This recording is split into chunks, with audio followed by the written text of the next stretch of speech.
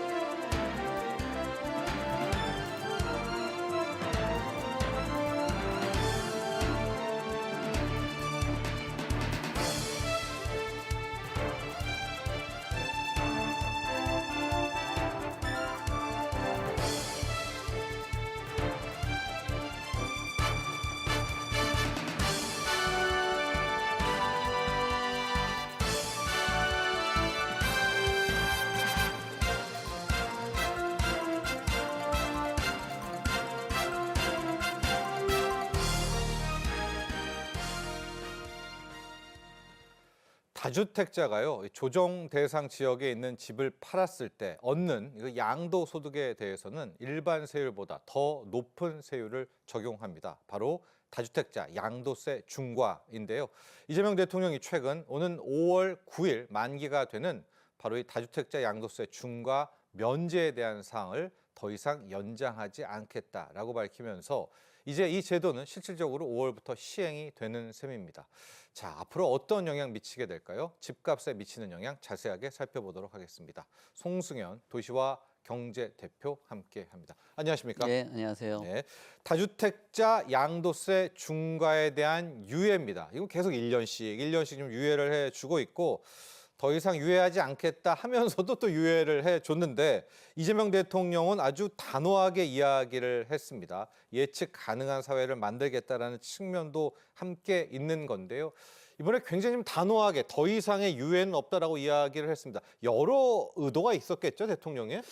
우선 그 X에 올린 내용과 시간을 보면은 굉장히 좀 고민을 많이 하고 있는 것 같아요. 그 고민이라는 거는 지금 부동산에 대한 집값이 쉽게 잡히지 않고 이 집값의 상승세가 계속 이어지게 된다라면은 아무래도 뭐 가계에 대한 부분이라든지 뭐 전반적인 경제 시스템에 문제가 생길 수 있다 보니까 이런 발언들을 하신 거로 보여지는데요. 네. 세금 규제에 대한 관련 발언들을 보더라도 뭐 투기용에 가까운 그런 주택들 보유에 대한 얘기들 그리고 다주택자들의 그 면제 연장과 또 투기용 그러니까 부동산을 보유를 할 때 실거주가 아니라 투자나 또는 투기로 주택을 보유를 하게 된다라면 이런 것들이 불로소득에 가깝고 또 그 불로소득이 시장의 여러 활력들을 줄일 수 있다 보니 이런 부분들에 대해서는 좀 단호함을 발언한 거 아닌가라고 보여지고요. 그 단호함 속에를 보면은 결국 이 집값에 대한 그 불안 심리 그렇죠. 그리고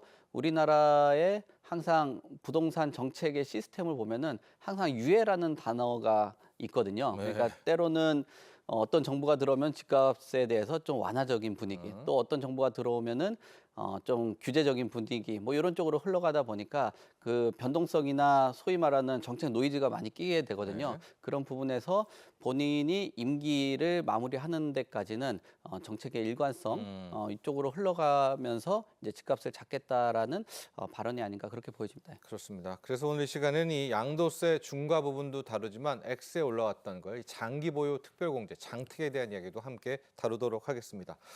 자, 이렇게 좀 강력하게 대통령의 발언이 이어지는 것은 지금 코스피도 5,000피를 찍었고요. 코스닥도 오늘 참 좋은데 이제 크게 보면 부동산에서 주식으로 이 돈을 머니무브를 만들려고 하는 게 목적인데요.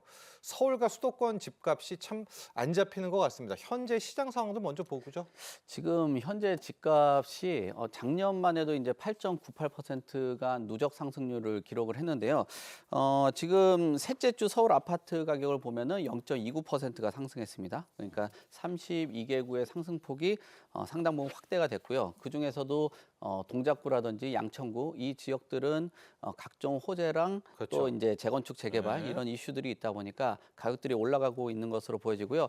이런 부분들이 수도권까지도 일정 부분 번지고 있는데요. 수도권 안에서는 남부권 뭐 요즘 주식 얘기 많이 하는데 하이닉스가 그 성과급 얘기가 많아서 그런지 용인인가요? 네. 용인의 수지구가 가장 많이 올랐거든요. 0.68%로 올라서 2000년 3월 이후 최대 상승률을 기록을 했습니다.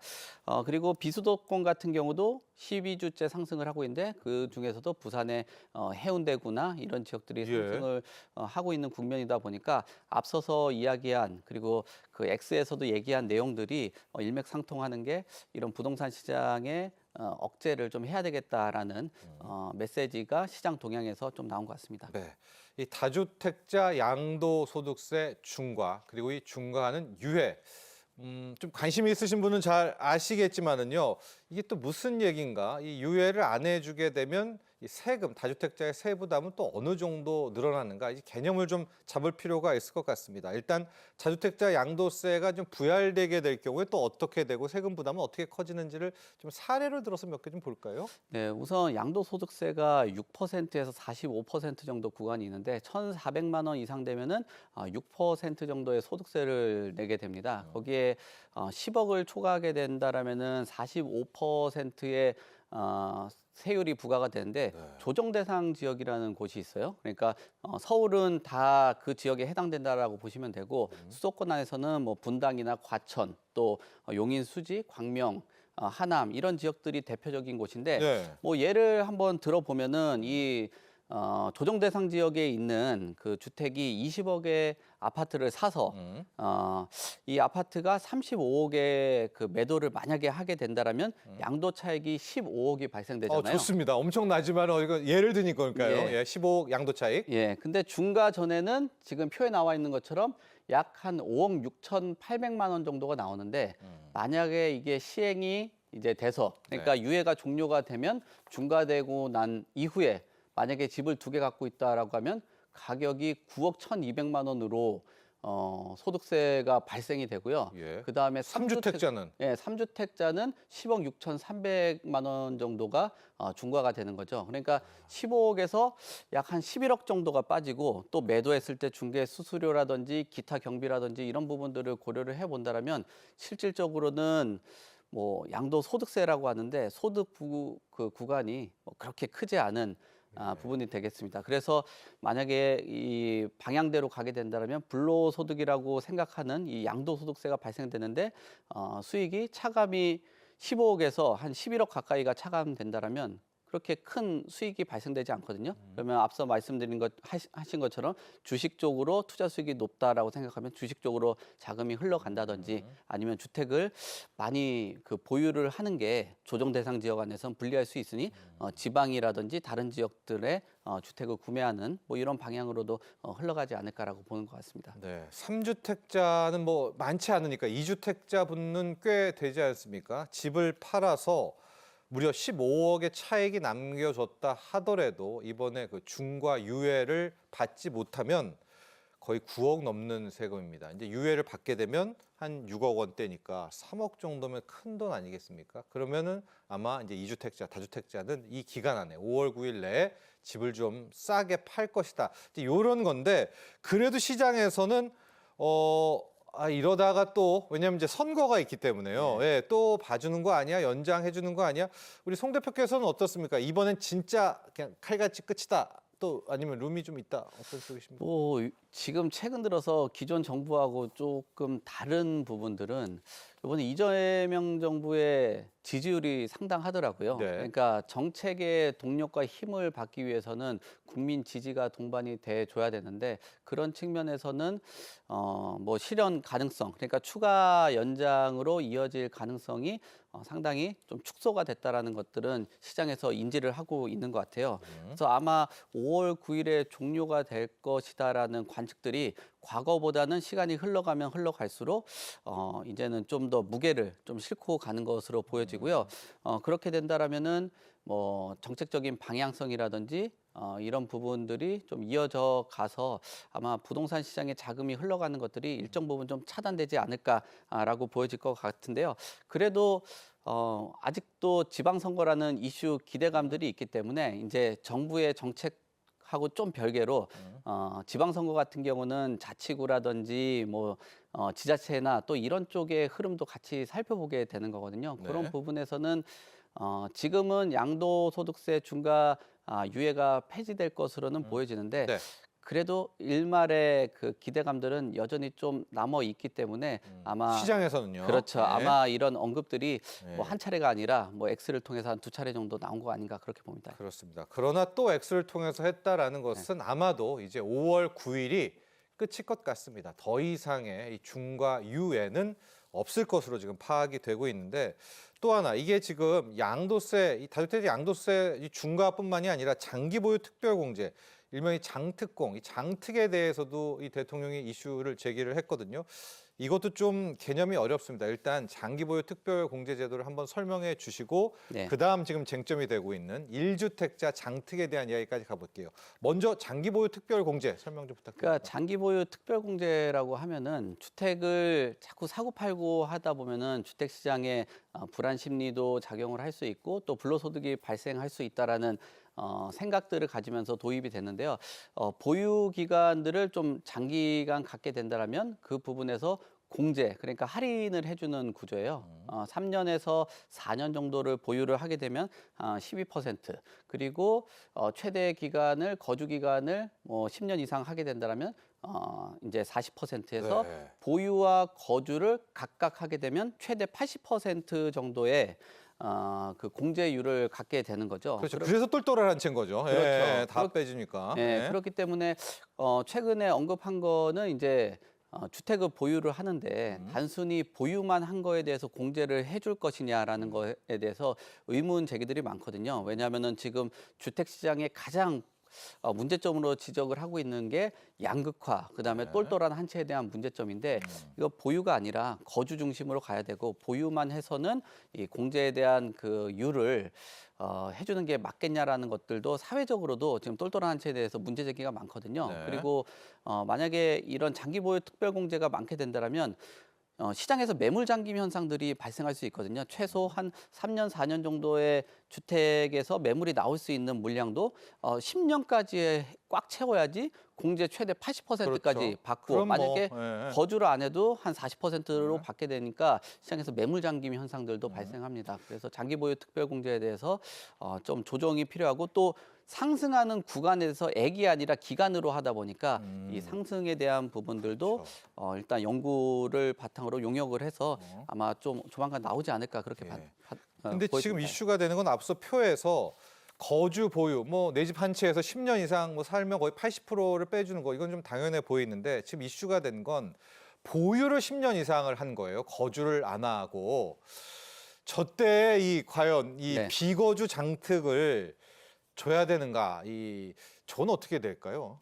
저 부분에 대해서는 반발들이 좀 있을 것 있을까요? 같긴 한데요. 네. 예, 저 보유에 대한 주택 수에 대해서도 좀 조정을 하지 않을까라고 보여지는데 지금 다주택자 같은 경우는 저 80%까지는 아니고 최대 30% 네. 정도까지만 공제를 받고 있거든요.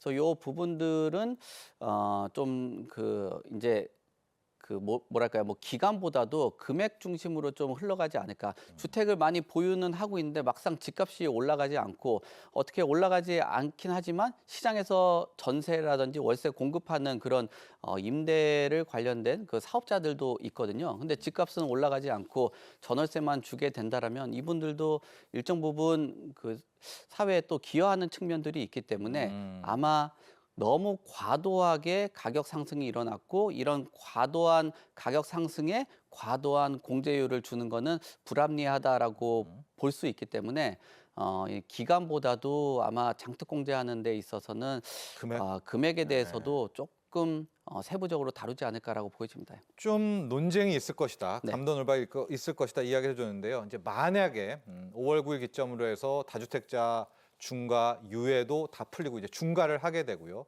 이 장특에 대해서도 가장 강하게 규정이 바뀌게 된다면 급매물들 좀 나올까요? 어떻게 보십니까? 여기서부터 이제 좀 전망과 분석의 영역인데요. 급매물은 일정 부분 시장에서 나올 가능성들은 있다라고 있습니까? 보여집니다. 네. 예. 왜냐하면은 급매물이라는 것들이 나오려고 하는 그 신호 자체는 사실 이 발언 자체가 정책의 일관성을 유지를 하겠다라는 단호한 입장이기 때문에 뭐 이 유예 부분들이 계속 뭐 기대 심리가 상당 부분 축소됐다라고 보여지고요. 네. 다만 이제 조금 다르게 볼 점이 있는 거는 중가가 그 유예가 폐지가 된다라고 해도 소위 말하는 상급지에서 물량이 나올 수 있겠냐라는 기대감들은 조금 작을 것 같아요.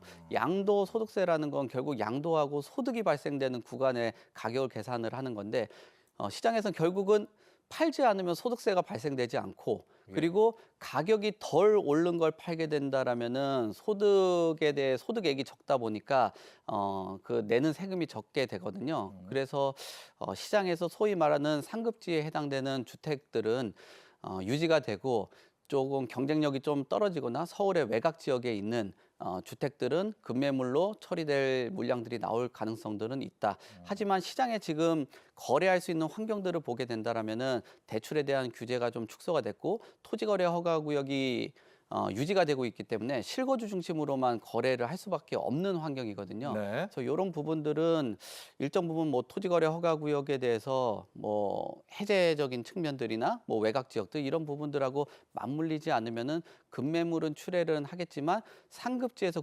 급매물은 생각했던 것보다 기대하기는 좀 어렵고 또 외곽 지역에서 급매물은 나오긴 하겠지만 거래가 수반되기에는 시장 환경은 좀 제한적이다라고 그렇게 보여집니다. 그럼 이제 예상과는 다르게 우리는 이런 정책을 피는 것은 급매물이 나와서 좀 가격을 떨어뜨리려는 건데 정반대 현상이 매물 잠김이 나오게 된다면 그 다음부터는 좀 가격은 또 오르는 거 아닙니까? 뭐 매물 잠김 현상들이 있다라고 하면은 네. 가격들은 오를 수 있는데 지금 양도 소득세에 대한 얘기는 결국 거래세를 기반으로 한 그 소득세를 바탕으로 해서 시장 네. 시뮬레이션을 하고 있거든요. 근데 여전히 지금 시장에서 우려를 하고 관망을 하는 것 중에 하나는 이제 보유세 향후의 그 카드입니다. 예. 그래서 만약에 그 소위 말하는 상급지에서 똘똘한 한 채가 시장에서 매물 잠김 현상들이 지속되게 된다라면 이 똘똘한 한 채 상급지의 주택을 시장에 내놓을 수 있도록 보유세 카드가 나올 가능성도 충분히 있다. 그래서 양도했는데 시장에서 유통될 수 있는 물량이 줄고 매물 잠김이 심화가 된다라면은 보유세를 올려서 시장에서 매물을 출회하게 할 수 있는 그 방향으로 갈 가능성도 있다라는 거죠. 그래서 결국은 좀 우려를 하는 게 거의 끝판으로 가는 거네요. 그렇죠. 그러면. 네. 세금 정책을 통해서 주택 가격을 안정화시키지 않겠다라는 않겠다는 게 이번에 신년 기자회견에 그런데 이야기였는데. 조금씩 발언이 조금 바뀌고 있다라는 건 네. 그 카드도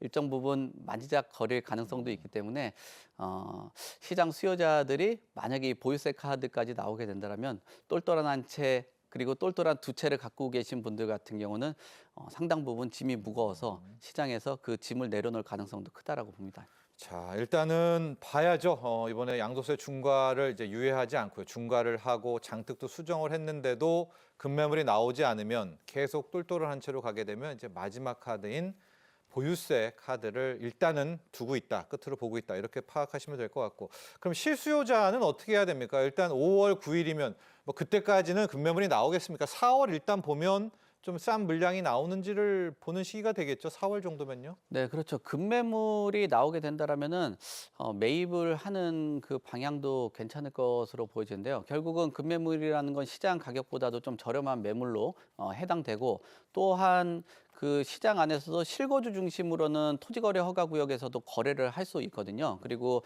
아까 말씀드린 그 서울의 좀 외곽 지역 같은 경우는 그 대출에 대해서도 일정 부분 좀 완화적인 가격선이기 때문에 그런 부분들을 잘 포착을 하면 실거주 중심으로는 매입을 하는 방향도 고려를 해볼 만하다라고 판단됩니다.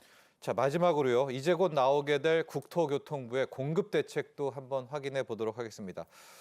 굉장히 공을 들이고 있다는 얘기 많이 나오고 시장에서는 골프장 뭐 몇 개를 뭐 바꾼다든지 별의별 이야기들이 좀 나오고는 있습니다. 이제 뚜껑을 열어봐야 되는데요.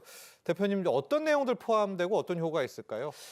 지금 공급에 대한 그 신호를 지속적으로 내놓으려고 하고 또 시장에서 많은 기대를 하고 있는 부분이에요. 지금 보면은 2030년까지 해서 수도권에 한 연간 27만 호 정도를 공급하겠다라는 그 계획들을 갖고 있는데, 지금은 뭐 태릉 골프장이라든지 또 용산 그 정비창 뭐 이런 부분들도 고려를 하고 있는 것 같고요. 또 지금 촬영하고 있는 근처에 상암동의 서부 면허 시험장 이런 네. 곳에서도 양질의 그 네. 공급들이 나올 수 있는 방향이거든요. 근데 이제 실현이 불가능한 곳보다는 지금 나와 있는 곳 같은 경우는 주민과의 그 이해관계만 잘 풀게 된다라면 선호도가 높은 지역이고, 이곳에서 공급이 일어나게 된다면 유의미한 성과를 가져올 수 있는 곳이기 때문에 공급 대책이 얼마나 또 실효성이 있는지에 대해서 시장의 가격 안정에도 좀 일정 부분 기여를 할 수 있다라고 보여집니다. 네, 한번 기다려보죠. 나오는 대로 또 저희 경제인사이트에서 자세하게 전해드리도록 하겠습니다. 지금까지 도움 말씀에 송승현 도시화경제대표 함께했습니다. 감사합니다. 네, 감사합니다. 자, 이제 두 번째 이슈 넘어갑니다. 영상 보시고 난 뒤 이야기 계속 이어가죠.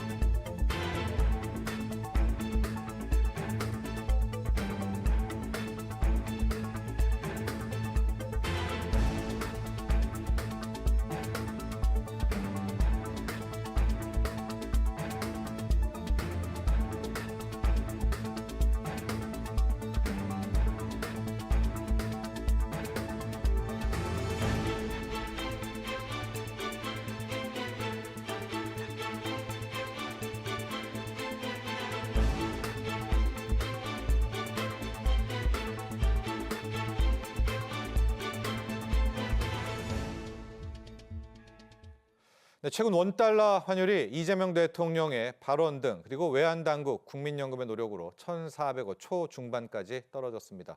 원달러 환율을 안정시키기 위해 지금 정부는 총력전을 펼치고 있는데요. 앞으로 환율 흐름 어떻게 될까요? 이인철 참좋은 경제연구소장과 함께합니다. 안녕하십니까? 네.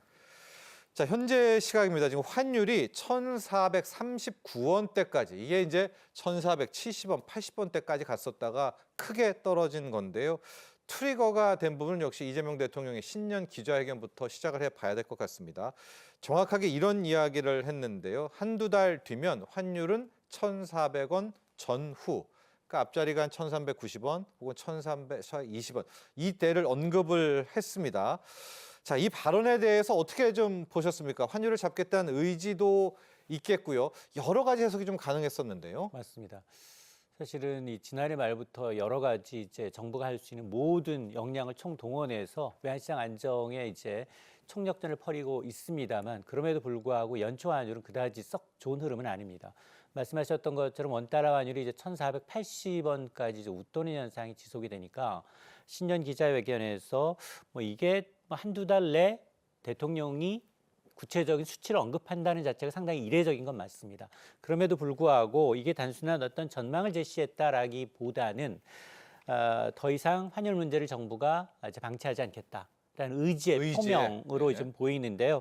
그만큼 좀 시장이 좀 불안하고, 우리가 사실은 과거 외환위기처럼 달러 기근으로 인한, 달러 부족으로 인한 위기가 아니라 수급의 문제, 워낙에 이제 달러를 원하는 수요 때문에 나가는 문제이기 때문에 이런 시장을 진정시키기 위한 이제 의도된 메시지로 좀 해석이 되고 있는데요. 특히나 이제 뉴 노멀이라는 표현을 쓰면서도 지금 1,400원 전후로 하향 안정 가능성을 동시에 언급한 점이 중요한데요. 고환율이라는 게 사실 한국만의 문제가 아니라 지금 글로벌 환경에 따른 구조적 현상으로 인정을 하되 현 수준이 그러나 고착화되지는 않을 것이다라는 점을 분명히 선을 그은 것으로 보입니다. 자, 이런 가운데 지난주 금요일과 토요일로 넘어가는 밤이었습니다. 일본 중앙은행 BOJ라고 하죠. 그리고 연준 중에서의 뉴욕 연은은행이 동시에 시장에 개입을 했습니다. 일명 레이트 체크라고 하는 방식으로 들어갔고 이때 엔화가 아주 강세로 바뀌었고요. 달러는 약세가 되고 지금 우리 오늘 원달러 환율 강세에는 이 영향도 있었던 것 같은데요.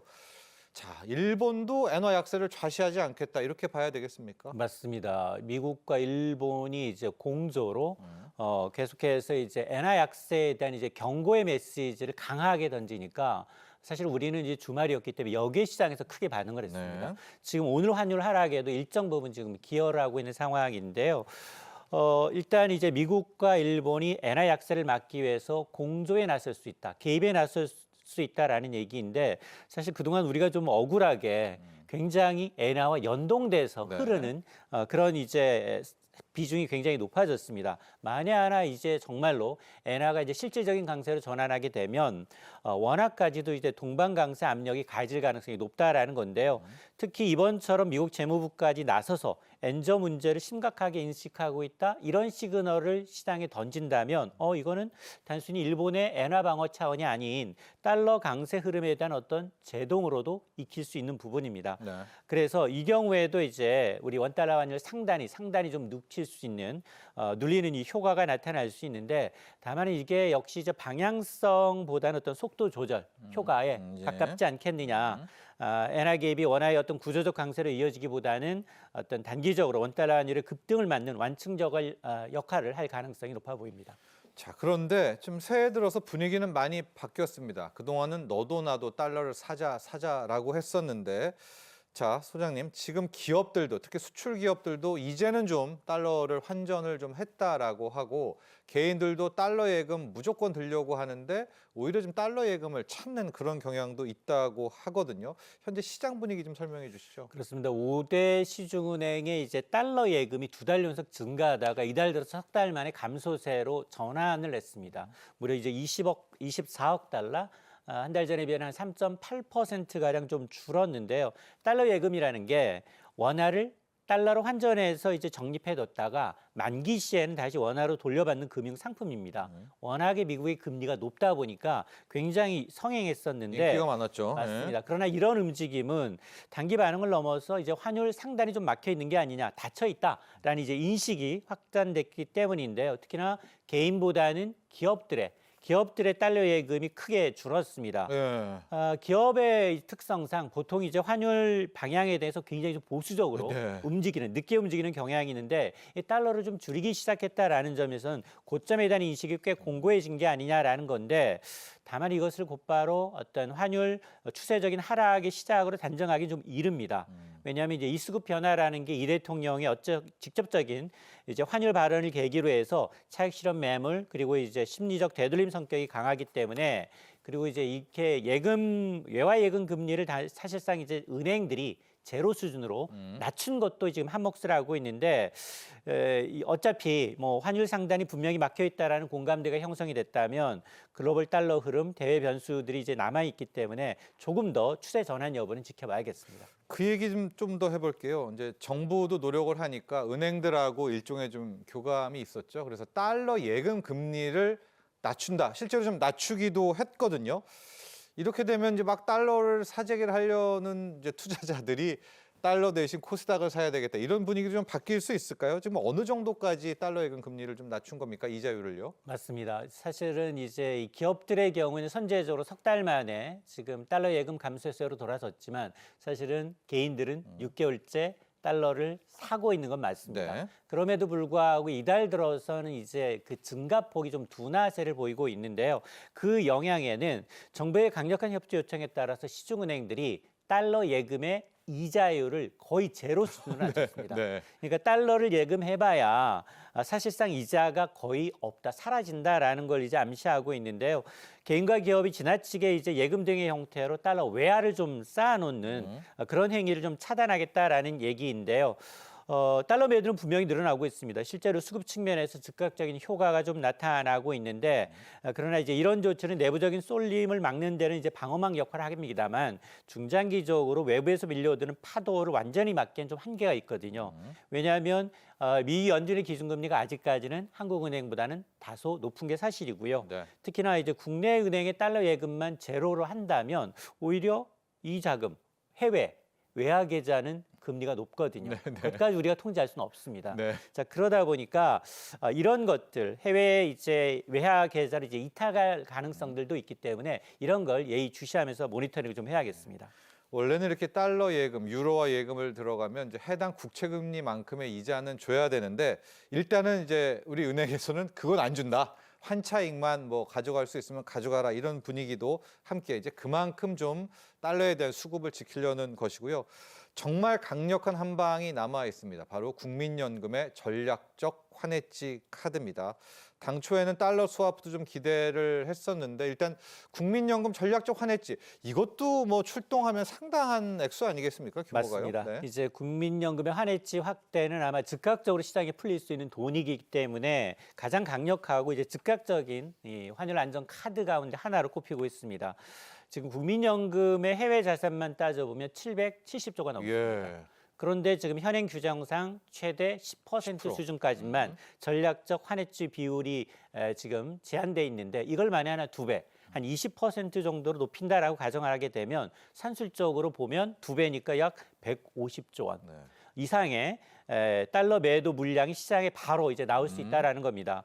자, 이렇게 되면 선물한 등을 통해서 달러를 매도하는 구조인 만큼 실행되는 순간 외환 시장에서는 직접적인 달러를 공급받는 그렇죠. 효과가 있기 때문에 단기적으로는 환율 상단을 좀 누르면서 1,400원대 진입 속도가 굉장히 좀 빨라질 수 있는 초반 아래로 이제 그런 효과가 지금 기대가 되는데 그러나 이제 이 카드를 함부로 쓰지 못하는 이유가 이건 사실 동전의 양면과 같다라는 건데요. 국민연금의 이제 환해지라는 게 어떤 수익률 훼손의 우려가 남아 있습니다. 왜냐하면 이제 환율이 좀 오를 때 환차익을 포기해야 되는 달러가 이제 강세가 되면 놓치는 거죠. 맞습니다. 예. 그럼 이제 기금 수익률에 영향을 미칠 수가 있고요. 또 하나 이제 주가 하락할 경우 환율 상승이 오히려 손실을 메꿔주는 자연분산 효과도 좀 사라지게 되기 때문에 특히나 이제 독립성 논란입니다. 청년들이 가장 이제 좀 민감해하는 부분일 수도 있는데요. 국민의 노후 자금을 환율 방어의 어떤 수단으로 활용했다라는 이제 비판에서 자유롭지 못하기 때문에 특히 아마 이제 오늘 국민연금 기금 운용위에서 실제 이 비율을 조정할지 여부가 결정이 나거든요. 네. 그러니까 이런 수치가 좀 나와서 만약 하나 최대 10%로 이제 제한돼 있는 전략적 환해지 비율이 뭐 15, 20 뭐 이렇게 어느 정도 조정될지 여부를 좀 지켜봐야겠습니다. 예. 그리고 또 하나가 이제 신년 기자회견 때 이재명 대통령이 우리 원화가 일본 엔화와 연동돼서 좀 더 저평가를 받고 있다 이런 이야기도 했었거든요. 엔화 이야기를 좀 해보겠습니다.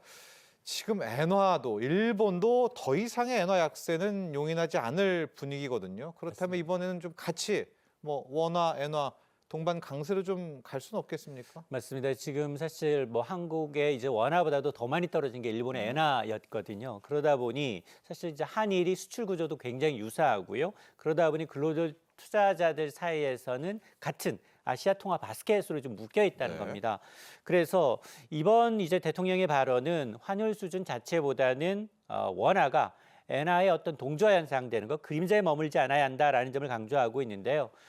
글로벌 달러 강세 국면에서도 원화와 엔화가 함께 약세 압력을 받는 건 사실이지만 실제로는 엔화보다 절하폭은 상당히 우리가 좀 제한적이다라는 점을 분명히 짚어 넘어가고 있고요. 이런 이제 원화에 대한 펀더멘털에 대해서는 자신감의 표현으로 읽힐 수 있습니다. 다만 정부의 총력전이 엔화의 구조적 디커플링으로 이어지기냐 이건 좀 더 지켜봐야 하는데요. 원화 엔화가 여전히 뭐 수출 구조 비슷하고요. 아시아 금융시장 내 포지션이랄까 그리고 이제 글로벌 자금 흐름 측면에서 높은 상관관계를 갖고 있기 때문에 아마 이제 단기적으로 이런 이제 연결고리를 끊어내기는 좀 쉽지만은 않지만 그럼에도 불구하고 의미가 있는 건 투기적인 어떤 동조 흐름을 좀 차단했다라는 점에서 그리고 원화의 이제 과도한 엔화 연동 통화의 이제 인식에 대한 어떤 이제 이 거리를 두고 있다라는 점에 대해서는 긍정적이라고 할 수 있습니다. 네, 자, 환율을 떨어뜨리려면 일단 많은 달러가 우리나라로 들어오면 되겠죠. 지금 시장에서는 MSCI 선진국 지수에 우리 한국 증시 코스피가 좀 들어가기를 기대하고 있는데요. 정말로 선진국 지수에 편입이 되면 30조 이상의 이제 외국계 달러 자금이 들어오게 됩니다. 뭐 바로 될 수는 없는 거고 관찰 대상국 지정되고 또 1년 뭐 기간이 있기는 하지만 올해 또 조전을 해야 되겠죠. 이 가능성과 함께 좀 향후 전망 좀 해주시죠. 맞습니다. 지금 사실은 이제 국내 경제가 수출은 굉장히 7대 대국으로 지금 성장을 했습니다만 증시만큼은 MSCI, 모건 스테인리 캐피탈 인터내셔널의 신흥국 지수에 지금 포함이 돼 있습니다. 그래서 MSCI 선진지수 편입은 단순히 어떤 증시 호재를 넘어서 외환시장의 어떤 방파제, 그렇죠. 어떤 물길 자체를 바꿔놓는 거대한 어떤 구조적 변화가 될 수 있는데요. 만에 하나 이제 MSCI 선진지수에 편입되게 되면 해당 지수를 기계적으로 지금 추종하고 있는 달러들이 있습니다. 이른바 패시브 자금이라고 하는데요. 이런 연기금과 같은 굉장히 중장기로 안정적으로 굴리는 자금이 한국 주식을 사기 위해서 돌아올 수 있다는 겁니다. 이런 외국인 투자자들이 한국 주식을 사려면 반드시 달러를 팔고 원화를 사야 합니다. 그 자금이 말씀하셨던 것처럼 적게는 뭐 수조 원, 네. 많게는 뭐 30조 원, 최대 60조 원 이상 여러 가지 이제 전망치가 존재하는데요. 달러가 한꺼번에 이제 돌아오면서 한전하는 과정에서 환율은 강력한 하방 압력을 받을 수 있습니다. 그래서 정부도 여러 가지 이제 이 노력을 하고 있는데요. MSCI 이제 편입을 위해서 사실은 지난해 우리는 외환 시장을 오전 2시까지 유럽 시장 개장에 맞춰서 좀 늘렸죠. 오는 7월부터는 외환 시장이 24시간이 이제 개방되고 네. 여기에 원화 결제 시스템을 구축하게 됩니다. 그러면 외국인 투자자가 언제 어디서나 원화를 사고 팔 수 있게 되면 원화에 대한 상시적인 수요가 늘어날 수 있고요. 특히 특정 시간대 뉴욕 증시 개장이나 유럽 증시 개장에 맞춰서 환율이 급등락하는 현상을 막아주는 완충 작용을 기대하고 있습니다. 다만 이제 MSCI 편입이라는 게 단순히 지금 뭐 하루아침에 이루어지는 건 아닙니다. 말씀하셨던 것처럼 일단 관찰 대상국이 일단 등재되는 게 가장 첫 번째고요. 그리고 난 다음에도 제도 개선이 이루어지고 그걸 확인한 이후에 실제 편입이 되는 단계적 과정을 거치기 때문에 정부는 현 정부 임기 내 편입이 이루어지게 되면 외환시장 안정과 증시 활성화에 크게 기여할 것으로 보고 있습니다. 앞으로의 이제 환율 전망이 중요하겠죠. 대통령은 1,400원 전후를 제시를 했는데요. 이 한국 경총의 설문조사입니다. 전국 대학의 경제학과 교수 100명에 대한 설문조사는 또 1,500원은 한번 볼 것이다. 이런 전망도 내놨습니다. 여러 가지 체크를 좀 해봐야 되겠죠. 환율 전망이 정말 어렵기는 하지만 어떤 상황 좀 나오게 될까요? 맞습니다. 앞서 제가 이제 한국수출입은행도 올해 환율 전망 1,400원대가 뉴노멀이 될 수 있다. 라는 전망치를 제시한 적이 있는데 한국경영자총회표가 이제 대학의 경제학 교수 100여 명을 대상으로 설문조사를 했더니 올해 환율의 변동 범위를 낮게는 1,403원, 1,400원대 초반까지 낮아질 수 있겠지만 상당히 높습니다. 1,516원으로 예측을 너무 하고 높은데요. 있습니다. 맞습니다. 네. 이거는 대통령이 제시했던 1,400원보다 이제 100원 이상 괴리감이 좀 있는데요. 어쨌든 이제 고환율의 주요 원인으로 대학 경제학자들은 뭐라고 제시하고 있냐 크게 세 가지를 주목하고 있습니다. 한국과 미국과의 금리 격차가 너무 크다라는 점입니다. 이제 이 미국의 기준금리가 3.5, 우리나라의 기준금리가 2.5. 아직까지도 이제 크게 격차가 벌어져 있고 특히나 이제 해외 투자 수요도 만만치가 않은데요.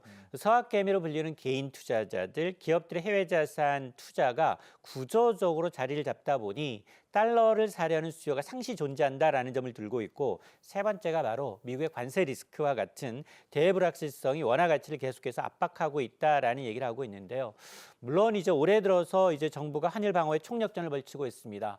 수출 기업들의 외환을 지금 검사하고 있고요, 검열하고 있고 국민연금 또 금리 조정과 같은 여러 가지 총력전을 펼치고 있기 때문에 아마 하반기 들어서는 이런 이제 시장 요인과 우리가 이제 격렬하게 충돌할 가능성이 있어 보이는데요. 만에 하나 이제 경총의 조사 결과 올해 성장률이 정말 1%대 1.8%에 머물고 미국의 관세 폭탄 리스크가 현실화된다면 지금 경총 전문 경제학자들은 뭐 1,500원을 돌파하려는 시장의 힘이 정부의 어떤 이제 네. 방어 노력과 굉장히 지금 경쟁적으로 이제 네. 시험할 가능성이 높아 보입니다. 자, 정리해 보죠. 지금 뭐 국민연금의 전략적 환해지 물량, 또 대통령도 강한 의지 피력도 하고 있고요.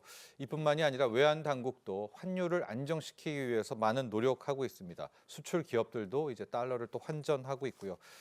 그러나 중장기적으로 우리 원화를 강하게 만드는 것이 우리의 또 책무이기도 합니다. 어떤 노력들이 더 함께 좀 수반돼야 될까요? 맞습니다. 정부의 이런 노력이 분명히 이제 단기적인 어떤 화제, 급한 불을 끄는 데는 효과적입니다. 여기에다 이제 일본과 그리고 이제 미국이 공조해서 엔화 약세 그리고 원화 약세에 대한 이제 경고 시그널을 내는 것도 분명히 이제 단기적인 시장에는 긍정적이지만 그러나 중장기적으로 보면 환율 안정에서 크게 두 가지가 좀 필요한데요. 앞서서 우리가 지적을 했습니다만 일단 물꼬를 트기 위해서는 외국인 자금이 안정적으로 한국에 믿고 투자할 수 있는 이 터전이 돼야 되는데요. 그러기 위해선 올해 우리가 MSCI 이제 관찰 대상국으로 진입될 수 있도록 네. 정말 실질적으로 자본시장에 유입될 수 있는 구조를 만드는 게 필요하고 가장 근본적인 해법은 말씀하셨던 것처럼 성장과 산업의 경쟁력을 회복하는 겁니다.